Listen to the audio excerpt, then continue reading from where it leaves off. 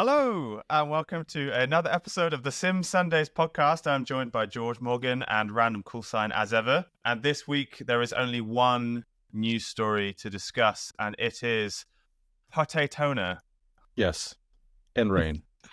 And rain. And Potatona. I mean, how are you pronouncing that? Where are you putting the inflection? Because I accidentally called it Potatona at one point, which sounds a bit strange. Potatona, yeah. Potatona. So for those who don't know, Lawrence de Souza has organized one of the kind of the most wholesome feeling, community-led, charity-supporting endurance races on iRacing. I think that's probably a fair summary of the event. And all of the brands that know Lawrence, which is most of the brands that we care about, have totally dived in to support this. And I think their prize pool, as in value of prizes, is up to like 50,000 euros now. It's or 30. 20,000. It's 30. I wouldn't be surprised if it gets 50,000. You know, we've still got just under a month until it goes. But everyone has got behind this. There's 50 teams racing. You've got a team. I've got a Random team. Call Sign, Grid Finder. We've got a team racing. George Morgan, have you got a team? I have it, but no doubt I'll probably be a spectator to whatever's going on. So Join our team. Join our team. So far, we have a Ricardo might team have already name signed on the me. list. No, I haven't. God, I haven't. This is the ultimate silly season. I'm just there for the who beer. could snap literally. up George Morgan?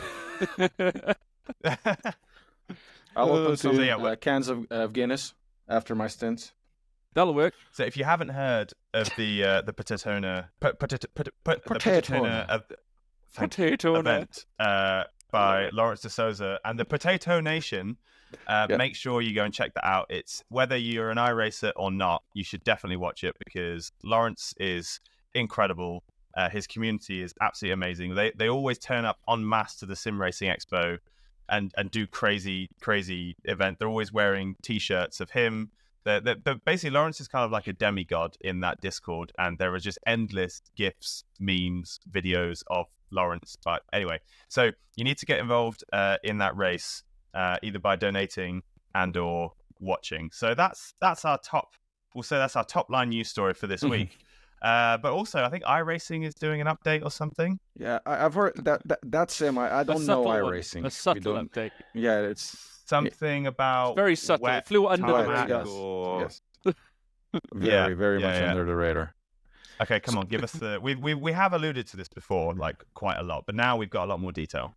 Yes, coming out on season 2, which will be in a few weeks, and it is interesting, very interesting. They haven't shown anything in work at the moment, but they gave us the overall look of what it is.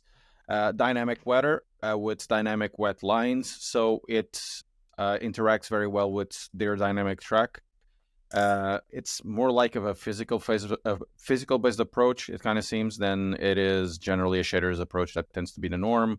It will have puddles and all of that. They also had, because of it, to change a little bit of their graphics structure to better match the graphics needed for rain. And yeah, I think it's going to be interesting. I really want to see how those tires are going to work. The dry tires they have are going to work in a wet, because iRacing has been known for a long time to be called ice racing. Now let's making that even and why is that slipperier? Yeah. Because you skid. Yeah, it is. Do you know what iRacing is? One of those games where it's kind of like it's that kind of, you know, the analogy between skiing and snowboarding. If you've ever been skiing and snowboarding, skiing is quite easy to pick up, but it's very hard to get good at. Whereas snowboarding is quite hard to pick up. Oh, okay, right. Well, hang on. For the purposes of I've my never snowboarded, analogy, but skiing and me hit the believe button.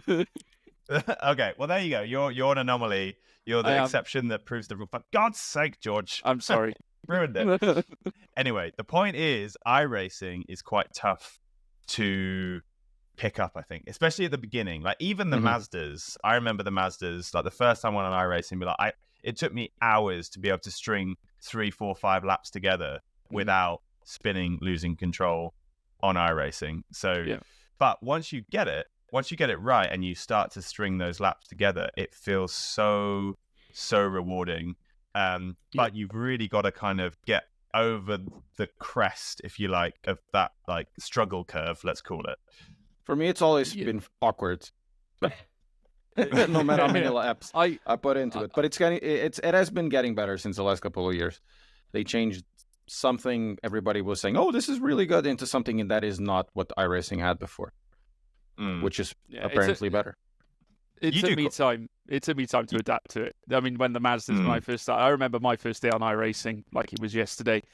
Very painful. I'll have to be honest. It took some time for me to get adjusted to it. I think the real defining moment, I think, for me was the F4 cars. That, for me, was perfect. I jumped into that and I managed to get started. But yeah, Mazdas can be a little bit of fun. But I think they're the perfect car to start in, because if you can ace that, then it gives you a good foundation for everything else. Skip Barbers for life. I love the Skip Barbers, but they are tough though. The Skip Barbers are not easy to drive. I love them. I think that's the car that I've used the most. I've now kind of, I won't say graduated, but I've transitioned across to the F3, and I'm absolutely loving the F3 series. I did Sebring last week for the first time. I've never actually raced Sebring ever. I'm actually going to Sebring in a few weeks' time, which I'm very excited about. So I was glad to get a week of iRacing in the F3 car this week at Zandvoort. It's just brilliant. Speaking of F3, there was some cool news about the latest chassis that they're adopting in iRacing as well, right? Because they're bringing in the Dallara 320, which is a Euro Formula chassis, which obviously that's a series I commentate on at the moment, or have done for the last few years. So interesting. I'm quite excited about that, because they always had the older Dallara chassis of old, but they now have the new 320. The 324. Yeah. Oh, okay. So they've got new cars releasing. The Dallara 324 brackets Super Formula Lights. That's the one. Is coming out. So I wonder if that will replace the F3 that they're using in the F3 season at the moment. Because if it does, I've just had my livery done for it, which will be very frustrating if I have to get a new one. I might have just upset you. I might have just ruined your day, Tom. I'm sorry. No. Okay, well, if you've ruined my day, iRacing has put it back together by splitting the road license. That was the most clunky segue I've ever done on this podcast, but we'll stick with it. Fantastic news. So iRacing has done something which, do you know what, right? Do you know what I really liked about this? Is they announced this, and it was announced to basically universal praise. Everybody saying, an update that changes the fundamentals of the licensing system on iRacing. Like, you could imagine the fear when they did that, of it just people kicking off and being like, this is rubbish, like, why would you do this? If it's not broken, don't fix it, blah, blah, blah, blah, blah. But they've split the license system. So for those who don't know, on iRacing, you have various different licenses. You have road, you have oval, you have dirt, and there's a fourth one, isn't there? I can't remember what the fourth one is. Dirt, oval. Okay, that's it. So you've got dirt, oval, road. There's 4. Now, there's 5. They've split road into sports car and formula, and I love that. Being, as I've just said, an F3 guy, I get on so well with the formula cars, and I always did the Formula V, the Skip Barber, the 2.5, and now the 3. But I cannot, for example, get on with the Porsche in the PES series, right? I just struggle so much with that car. So the idea of splitting those two licenses is great, because then if I then decide, you know what, I'm going to give GT cars a go in iRacing, I don't have to worry about ruining the license that I've built up over time in the formula rating. I wonder how is this going to work, if they're going to take your history of it and then do an ELO averaging or whatever, because a lot of people do grind their road ELO by sometimes going to Formula 3s and Formula 4s, so they can have top splits in GT3s and GTPs and IMSAs. Interesting. So I think the fundamentals. I think also we look at those cars and they do drive differently. Obviously, and you race differently as well. You don't race in a GT3 the same way as you would in a Formula car, because obviously in single seaters you can't afford to be that aggressive. generally. I mean, you can very easily cause carnage if you were to drive an F4 like you drive a GT3. You could afford to rub, in many ways if you're driving a GT3 car. And I think they had no choice. I think it's probably a decision that's been long in the making, I would say, because that was the consensus online. Yeah. I think really it should have probably happened a long time ago, but it's great that it's happened now. They've obviously seen the benefits, and I think obviously the community, given their responses, as you so rightly say, Tom, they're obviously jumping all over it for a very good reason. It's one of those decisions 100%. They have that if they didn't do it, nobody would really care much. They would say, something could be changed, but now it's coming. It's actually a really good decision. Absolutely. Yeah, 100%. It was kind of nice to see. It was refreshing to see an update from something as scrutinized as iRacing and just not have to see people piling in with negative comments. It really made me smile. Finally, one more thing to talk about iRacing before we very briefly touch on Forza. iRacing have announced that they have got a new UI coming, and it looks incredible. It looks a bit like Race Labs. And why shouldn't it? Because Race Labs is fantastic, but I love the clean look and feel of this new iRacing UI, both in menu and in game. So some of the black boxes that you have in game, they've always. They looked a bit old and tired, but that was fine because they're just doing it. You just need to see the numbers, right, and you could understand them, and that was fine. But now they've kind of given them a refreshed look. Why the hell not? iRacing are absolutely flying. It's I would argue that they've probably been waiting for this moment. They've been very careful not to say too much.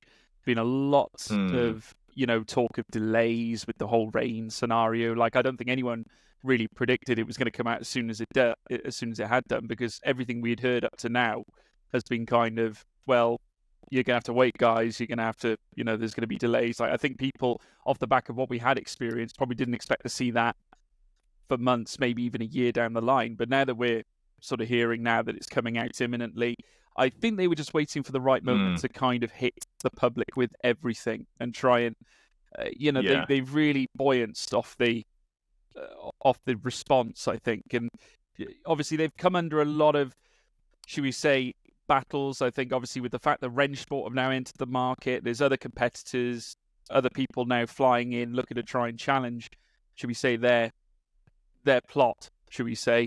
I think they're trying to kind of say, make a statement, right, we're improving, we're making some big changes.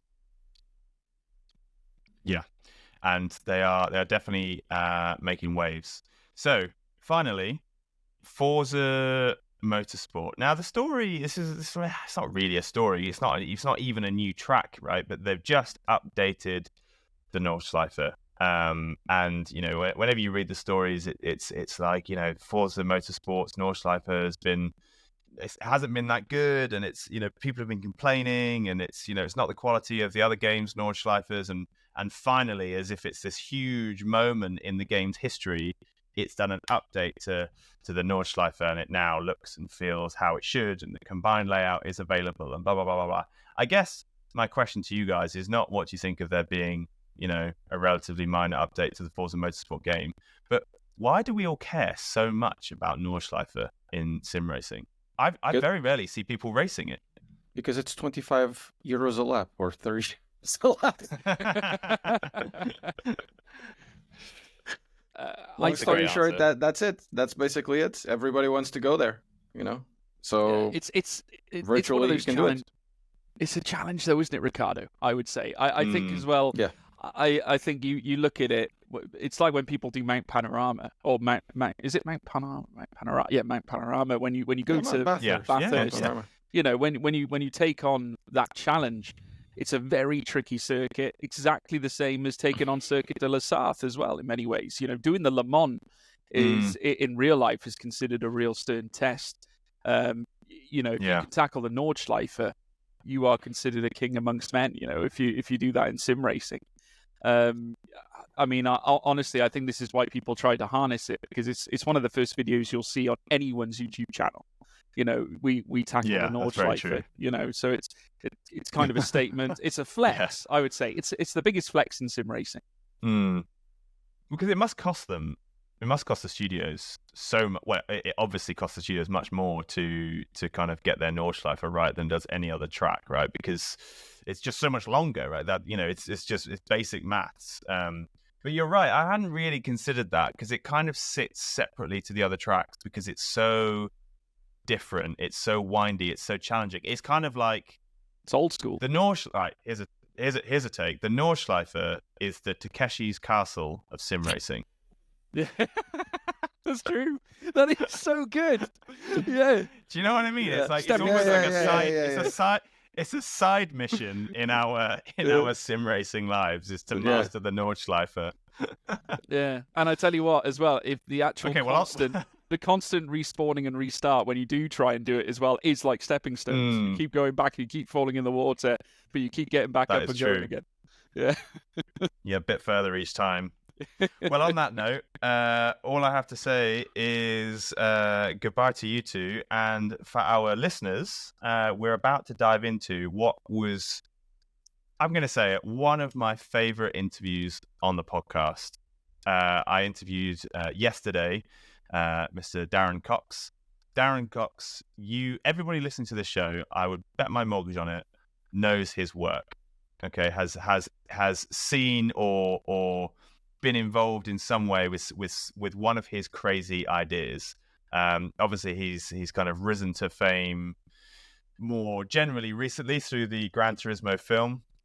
He was the founder, creator of GT Academy, World's Fastest Gamer, and was played by Orlando Bloom in the recent Gran Turismo film. He was absolutely everything you would expect someone with his track record to be like. He was just creative, energetic, loved diving deep into conversation about sim racing, online racing, motorsport. He told some really interesting stories about his humble yet incredibly relevant upbringing in the world of motorsport.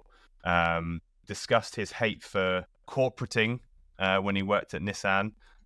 It was absolutely everything that I thought that podcast was going to be. And actually, we only really start talking about the Gran Turismo film right at the end because the guy is so interesting.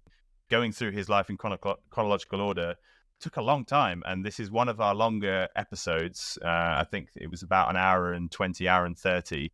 But every single minute was just so much fun. And right at the end, we solved sim racing. He started asking me some questions, and we have solved the question of sim racing. Okay, so it's a great episode to listen to. Thank you, everyone, for the questions that you sent in, and enjoy. Whoa, Tom, before we get into the episode, we need to show them Grid Finder. Guys, if you haven't checked it out, please check out Grid Finder. You can browse from over 1,000 leagues or communities, or even start your own. We have a complete league management system built into our website. We even have loads of cool features like custom championships, single races, time trials, and a race attendance system. We even have cool features like a split and tier management system, as well as something coming up very soon, a driver rating and penalty points system. Anyway, enough of me talking. I know you guys know where to go. Please go check out and sign up to Grid Finder for free and find your new racing league to be a part of. Now enjoy the episode.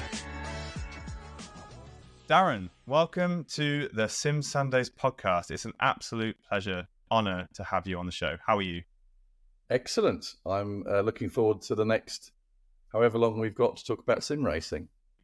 Well, good. So am I. It's interesting, actually. A lot of people that we've had on the show afterwards will be like, "Ooh, I tell you what, that was a bit like therapy." We go deep into the human soul on this show. So don't panic. Everything will be fine. Well, I'm probably dragging up your average age of people that you've had on this show. So I'm maybe a bit further on in my therapy than some of your other podcasters. If we remove the eSports drivers, then maybe not. I mean, we've had Dave Cam on the show. I don't know if you know Dave Cam, but the guy is famously old. But anyway, that's about. As long as I'm not famously old, as long as that's not the strap line.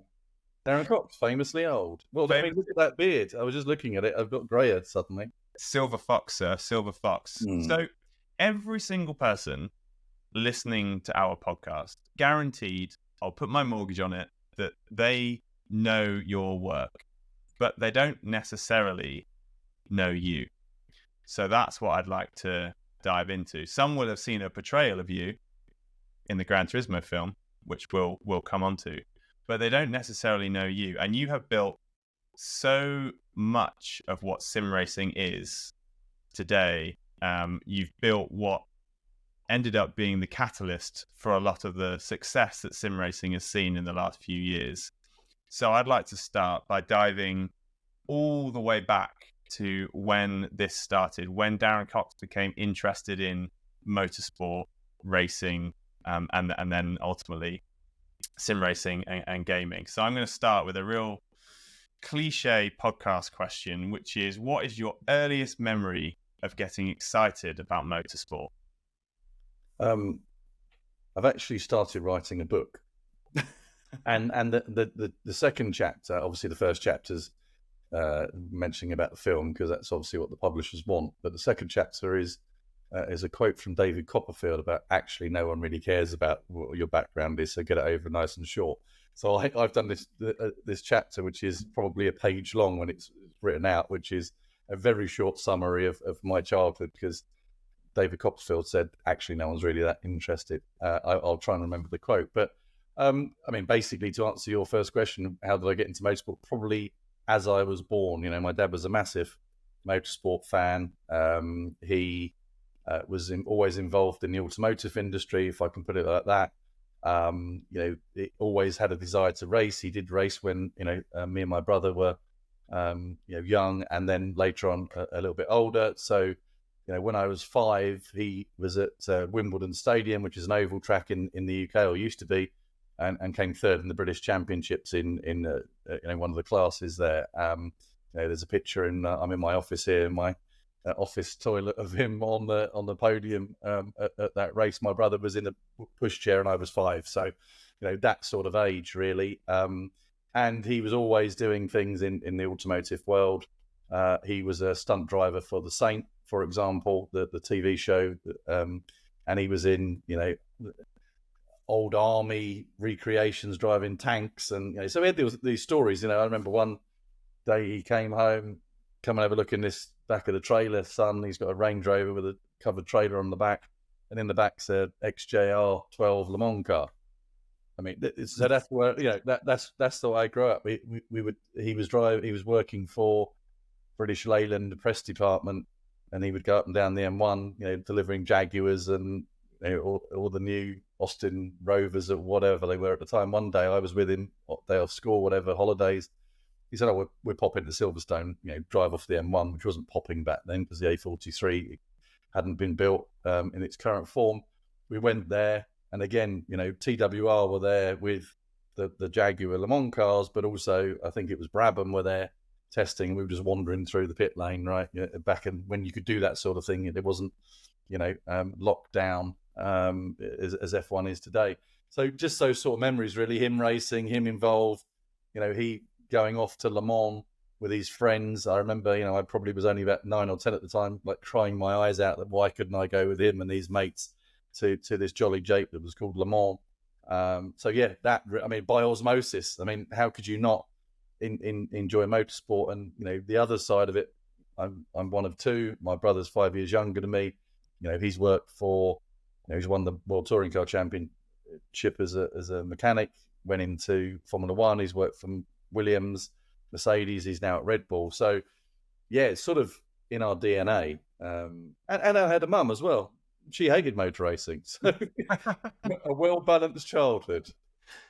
I mean, you were clearly exposed to an unusual amount of iconic motorsport, and probably around a lot of the people who were responsible for the success and or failures in that kind of like iconic period of motorsport. Would you say it was inevitable, based on how exposed to all that you were, that you've ended up doing and creating and building what you have done and created and built? I think it was inevitable, but not for the reasons you've just said. So I just painted, a Hollywood-esque picture of my childhood, but actually, my dad was on the periphery. He wasn't involved in motorsport to that extent. He was racing, of course, but he was not at a high level at all. To the extent that I absolutely had a glass ceiling. I had no thought that I could ever make a living out of motorsport, out of being in Formula One. Now, my wife was interested in Formula One. She watched it with her dad on a Sunday afternoon with Murray Walker commentating. I thought, well, that looks great. And then you get to travel the world. And she got a brilliant degree in French and English and was a fantastic writer, and ended up working in PR in Formula One because she didn't know. She knew better than I, in fact. I thought it was really difficult to get into Formula One. There's no way I'm ever getting into Formula One. So I didn't bother trying. So, my dad his only opportunity, he was offered a job with Dunlop right at the, or Goodyear, sorry, right at the beginning of his career to go and be a tyre technician. And that could have been completely different, but he never worked actually in the motorsport, if you see what I mean. It's always on the periphery. So I thought it was just too bloody difficult to get in. So when I left university, I knew that I wanted to go and work for a car company, but there was never any thought that I would be lucky enough to earn a living out of motor racing. So no, I started, and the film, actually, we haven't touched on the film, but the films, and this part was true. I was working, my first job out of university was working for Renault Finance in the collections department. I literally was phoning people up who hadn't paid their car loans and asking them for the money. Right? I mean, that you can't get any lower in the automotive industry. I started at the bottom. Well, actually, when I was 13, I started working in the motor spare shop, selling, which don't exist today. So those of you that are listening that are probably under the age of 40 don't remember your dad on a Saturday morning changing the plugs and points and air filter and oil filter on their Ford Cortina, but that's what happened. So I worked in the motor spares shop from the age of 13, sweeping the floors and making extraordinary amounts of tea, which is seemingly how British industry went in the 80s and was built. So right, I really did draw, and this sort of this picture of, it was inevitable I was going to be in motorsport. It absolutely wasn't. My first official motorsport job, wasn't until I was at Renault and Nissan for 20 years. The first time I had motorsport in my job title was 3 years from the end, so 17 years in. So I worked for 17 years in a car company, and I never had motorsport in my job title. And then, I was global head of motorsport for Nissan Nismo, and running all the programs, everything. So nice, but before that, it was a slog to get to that point. And I was, again, like my dad, I was on the periphery. I was marketing sports cars in the UK, but absolutely no chance of doing anything on motorsport. And a overused word these days, but I had to grind at it. I absolutely had to grind at it. And in retrospect, why didn't I just go and apply to sweep the floors at Williams or something, rather than going into what I knew I had to start at the bottom in a car company to work up? Why wouldn't I just go and do that in motorsport? But you live and learn, right? It sounds like your approach right at the start was you were going to throw yourself into automotive, let's say, versus motorsport at all costs. Yes. At all costs, and the 100%. Cost was working in the finance collections department at Renault, which is a great story. So, I'm trying to work out where the passion was born. Was it born in a love for cars, or was it born in a love for motorsport? Because you were surrounded by motorsport, but like you say, you went and worked at Renault in the finance collection department, and then you worked in automotive rather than sweeping the floors at Williams, as you've said. I really didn't. It is that phrase, glass ceiling. I just didn't think. I didn't even consider going to work in motorsport. It wasn't even a consideration. I didn't think I'd have the chance. What, you actually earn money? Let's remember, this is before the internet, right? I mean, I couldn't Google, jobs in motorsport. You genuinely, you probably had to know someone, or be introduced or live up the road, or yeah, I mean, stupid, right? Can I go back and start again? Maybe I'll be running a I don't know what I'd be running, but I just don't know. I can't even contemplate that sliding doors. But it was a love for motorsport, but cars and car culture. I don't know how many times I've watched The Italian Job, or Cannonball Run, or anything that was to do with cars in that era. I would consume, but mainly motorsport. And it wasn't just F1, right? Rallycross, touring cars, sports cars. I've talked about Le Mans. So it wasn't. Now it seems that Formula One dominates everything that's motorsport. And if you're not a Formula One fan, well, what? Le Mans, what? Oh yeah, Nico Hulkenberg won that one year. He's a Formula One fan. So, it is that, right? But back then, touring cars was on the TV, Sunday afternoons. Rallycross was live from Brands Hatch for the Grand Prix in December. Bathurst was on BBC TV, the 1000 Ks. It just doesn't happen now, right? So it was a very different world, and I consumed from a it was mainly motorsport, but car culture generally, and I just didn't think I could get a job in motorsport. So the next best thing was go and work at a car company, see what happens. Interesting. Again, at all costs, putting yourself kind of within that family. And I guess, to be honest with you, you can't really separate in any meaningful way car culture and sports cars and automotive from motorsport. They're just too intrinsically linked to say that one is one and the other is, and they're distant cousins. That they're almost like it's a two-faced beast, isn't it? It's the same. It shares that same DNA. It's almost impossible to pry the two apart with any kind of significance to say that, well, I'm a motorsports guy rather than a car guy, or a car guy rather than a motorsports car. I don't know. There's plenty of people that have got nice old classic cars that wouldn't even contemplate going to a motor race. And I remember one of the first sort of the early days of Instagram, when my daughters, who had been in their teens at the time, when Instagram was really becoming a thing. And one of my daughters says, well, why aren't we going to Goodwood today? And we lived near there at the time, in Winchester. I said, well, what? There's no racing. There's not Fistula Speed, or it's not the Revival. Why would we go there? Because I don't know. Half the boys in my class are there at this event this Sunday, and it was Supercar Sunday, right? They had no interest, absolutely no interest in going to the Revival or to the Festival Speed. They were there because there was a bunch of Lamborghinis that they could get on their Instagram. So I do think there's a difference.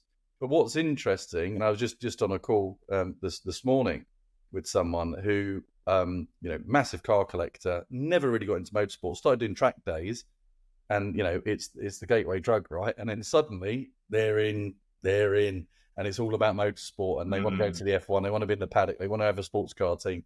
So yeah, for some people, the Venn diagram, is right in the middle, is absolutely everything. They will consume every single magazine about the latest GT2. They'll want to go to watch every F1 race. They'll want to, go to the Revival. Some people, it's just like, no, just like motor racing. Yeah, just like Formula One. I like the glamour. I like Carlos Sainz, whatever it might be today. So yeah, and by the way, let's not do what you want, right? I mean, I'm not a car guy. If you parked a 911 outside, some people go, oh, that's the 996. That's the one that's got the. Really, I think it looks nice. Is it? Yeah, it's quick. What's it like on a track day? That would be my question. Or why didn't you just buy, a cheaper road car and go racing instead? So everyone's fandom is different, and I think there's a lot, especially online these days, of people judging other people's fandom or passion. Just let people do what they want to do, right? There you go. That's so interesting. I'm very similar in that I'm not a spotter, in the sense that I couldn't look at a car and be like, oh, that's the one with the engine from this year. That's not really me. Me and my brother call them polishers, but okay.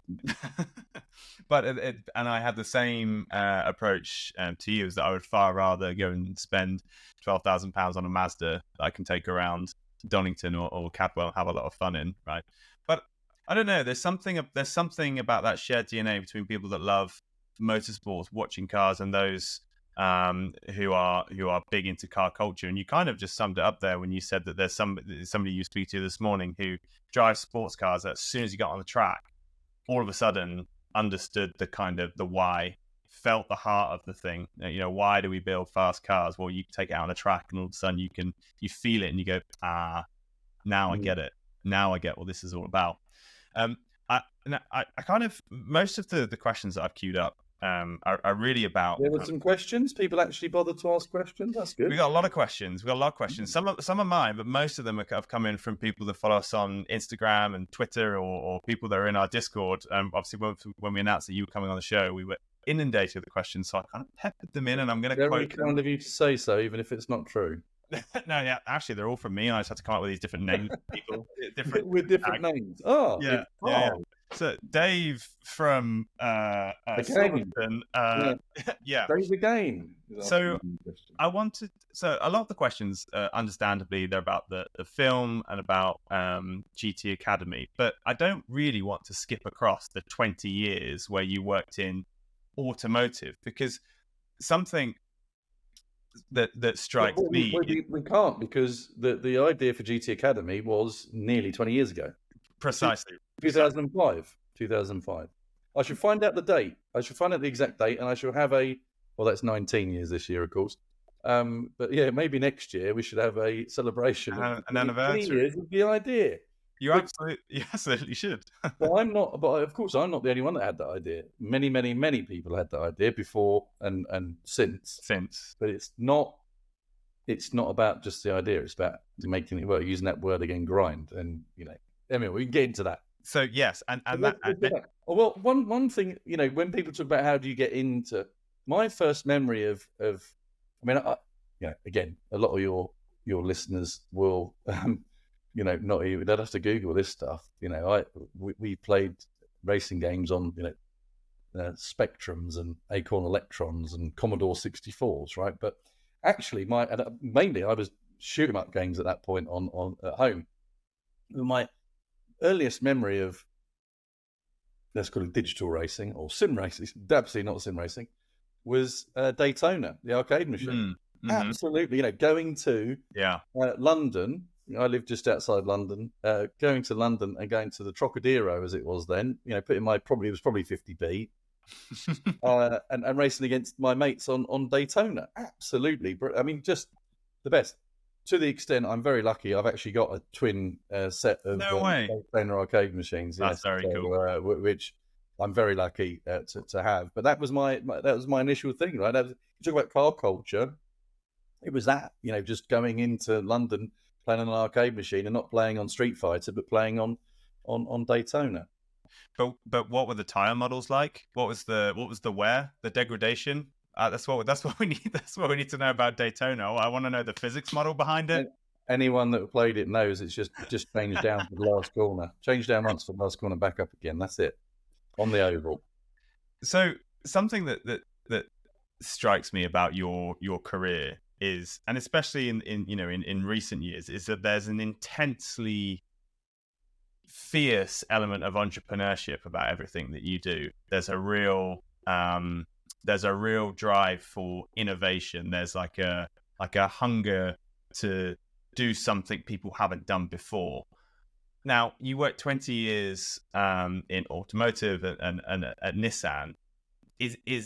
Was there something that you were involved in? Was there something going on that kind of nurtured that spirit, or had it always been there? That's what I'm going to have to do, Tom, is send you a load of pictures from around my office, because I don't want to move the camera. But in the office was the phrase we used for the Delta Wing, which was the greatest pleasure in life is doing what other people cannot do. What other people tell you cannot do.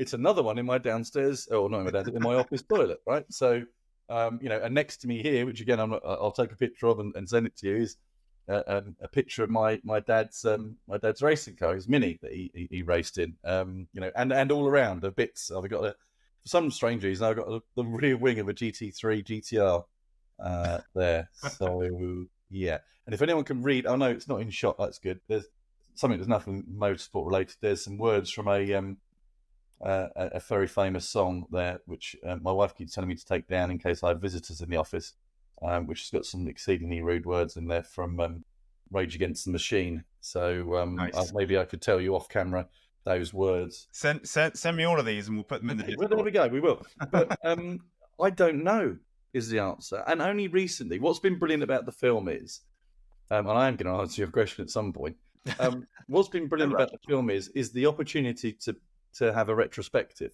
to think, to reconnect with people that were involved, to think about what we did, to people asking me questions about how we did it, but not just GT Academy, but some other projects as well. I posted the weekend about the LMP1 Le Mans project because it was Super Bowl. We made, I forgot we made a Super Bowl ad, right? I mean, what? But because you've stolen the question. I think I just thought it was normal. I just thought everyone was doing that, right? I thought, and I say to my daughters, and of course they absolutely hate me for it because they don't want advice from their dad, do they? And especially when, at 6 o'clock in the morning when I wake up and I see a brilliant Instagram post about some, absolutely ridiculous motivational quote and I send it to them and like, whatever. But it's just that, you described it. I don't know I genuinely don't know where it comes from. My mum was a nursery school teacher. My dad was, I described his life as very, glamorous, but it absolutely wasn't, right? He was just driving cars. He just so happened to be, Jaguar XJS with the Saint logo on the front. Which, by the way, once he did pick me up from school in. So very cool. That one day I was good in school, right? And I pretended it had a fake mobile phone in it. So I answered and pretended to be on the phone. I just don't know, right? I just that and it wasn't just when I was at work about motorsport. It was about everything I tried to do. And I say, I was always the first one in. Here's an example of the motor spare shop. So the guy that owned it and his dad, they were in charge. And the dad was, he seemed like ancient. He was probably like not much older than I am now, but he looked, in that era, everyone looked old, didn't they? Everyone on the television looked old. And, he would get in. My hours were 9 o'clock, right? And he would get in at 8:30. So he'd be in. And every time I'd turn up at 5 to 9, right? And he'd say, "Oh, have a lie in, Junior." Right, okay. So I got in at 8:30, and there's no word about it. The next Saturday, and I knew we walked in together. It was at 8:30. Okay. The next Saturday, he's there before me. Right, so I thought, okay. What's happening here? Saturday, I get there at 8:20, right? And I'm there before him. And that's just how I don't know why. At school, I was so lazy. I was the laziest kid at school. I loved school, absolutely loved it. Fantastic, it was brilliant, like a big social club. But I was so lazy. But as soon as I got to work when I was 13, I wanted to be the best at sweeping the floor. I wanted to have the cleanest shelves. I wanted to sell more spark plugs than the guy that was there full time. That's just, I don't know. I genuinely don't know what that is. And that carried on. And I remember I did a spreadsheet when I was in the famous collections department. I did a spreadsheet after my second week to show everyone that I'd collected more, or got more car loans paid than anyone else. And I kept that, and it pissed these people off. They didn't care. They were there to take some money, right? They do as little as possible. And I was there like 2 weeks in going, "Aha, I'm beating you." So I don't know. I genuinely don't know. So whether it was sweeping the floors, whether it was collecting money, I did a stint at Le Mans, my first time at Le Mans. And I was working for Renault at the time, and I was invited by one of the teams. And again, it sounds like I was lucked in, but I'd spoken to the right guy. I was networking. I was hustling. I was making sure I understood who this guy was. And they were a supplier of Renaults, and then like their owner was running a Le Mans car. So I showed this massive interest in what they were doing. They're like, "Why don't you come and work for us for a week?" I'm like, "Oh, no, they weren't paying, right?" Now, that, again, sounds glamorous, but guess what I was doing? I'm not even joking, I was washing wheels, right? I was the wheel washer at Le Mans. Now, at the time, I was doing okay at Renault. I was going up but they paid for my flight. They paid for my accommodation. Wasn't paid, took a week off work, using my holiday allowance. And I washed the wheels. Yeah, that was good. And I said, "What else he's doing?" They're like, "Oh, no, don't worry. You're not really part of the team. You're here because you're apparently on a bit of a jolly because you work at Renault." I'm like, no. What else can I do? Well, the truck needs washing. I started washing the truck. the guy that got me there, it was like, I don't know, he was thinking I was going to influence Renault. He's like, "We didn't watch the truck." I said, "Oh, I'm a bit bored. Wanted to watch the truck." "Oh, okay, right." Next thing, I'm sweeping the fag butts up where the mechanics are. So I don't know. There wasn't there wasn't my dad sitting me down going, "Son, you need to be in 5 minutes before everyone. You need to, make, if there's a job to do." Don't know. No idea. DNA, whatever it is. But there we are. So I can't give you the magic formula. Just I was lucky, I guess, that I had that in me. But you're right. I was called at Nissan, and at one point it was a positive, and at one point it was negative, depending on who was in charge. I was the entrepreneur in residence, because I was always coming up with, okay, why don't we do this? Why don't we try that? And my old boss, who was the I think he was chairman of Nissan Europe in the end, he literally set up a department for me with 10 people to go and do stuff. Right? He said, "I don't know what it is we're doing. We're going to call it the brand department. You're going to go and find stuff that we can do and help people do that stuff." And then when the certain management left, it was from being the entrepreneur in residence, I was the entrepreneur in residence. So because places like Nissan, they don't like entrepreneurs, right? The people that are now running Nissan that I was with, they're very, very average. As a guy, he won't be listening, so I can say it. He was so average. He did the same job as me. He didn't piss anyone off. He literally said the right thing to the right people in the right meetings at the right time, and he ended up CMO, global CMO. I'm like, that average guy, lovely, lovely guy, right? Lovely. But that's how it works. If you can corporate, right? If you can be that corporate guy, what have you? "Oh, hello, Daddy. What have you been doing at work today?" "I've been corporating." If you can do that in these big companies, I'm trademarking that word. I've only just come up with it this week. My wife thinks it's ridiculous, but yeah, if you can do that, you'll get on okay. But that just wasn't me, right? I had so many arguments with people that were corporating and trying to push forward, be innovative. And it wasn't just around motor racing. We did some crazy shit that was automotive, that I'm proud of, that we, weren't anything to do with racing or gaming, and they never get talked about because no one cares, right? But I'm just as proud. We came up with a sponsorship strategy called Nissan Sports Adventure in Europe, which was at the same time Red Bull were coming up with their extreme sports strategy. We had a Nissan athlete team like Red Bull had, stuff like that, right? So it wasn't just all racing and gaming, but that's what we're here to talk about. So yeah, that's where we are. How many questions did I answer there in that well, monologue? One, but that's totally fine. This is going to be a long day. This is going to be a long day. My question was, where did the entrepreneurship come from? And you started by saying you didn't know, but I think we've worked it out. I think it's an inherent competitiveness, which requires innovation. And when you marry innovation with competitiveness, you end up with entrepreneurship. That is probably how I would, That was the answer I should have given instead of ranting and doing a monologue for 7 minutes. No, I loved it. It was great. So, do you know what? Right, I wrote this question down beforehand, and I think now, given the last 20 minutes, it feels like a really daft question to ask. But I'm gonna ask it anyway, and I think I know the answer. Were you ever daunted by the scale of your own ambitions? I.e., everything that you've done has always been first in the world to do this. It's gonna be the biggest. If we're gonna do it, it's on the global stage, the largest stage that is available. It's gonna be totally different to what everyone else has done. Sod it, we're gonna do it. Have you ever been like, "Oh my God, I can't believe it," and then management, Mr. Average, signs off and says, "Yeah, you can do it," and then you're like, "Oh Christ, okay, whoa." Never contemplated that before. Never thought that that's what we did. Never.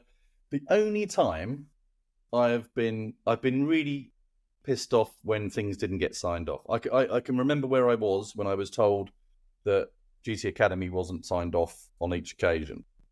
The only time I've been nervous about something I did was standing in the pit lane in Dubai the first year. So that would have been, so we did it 2009, January 2019. No, 2009. Jesus, okay, it's that long ago.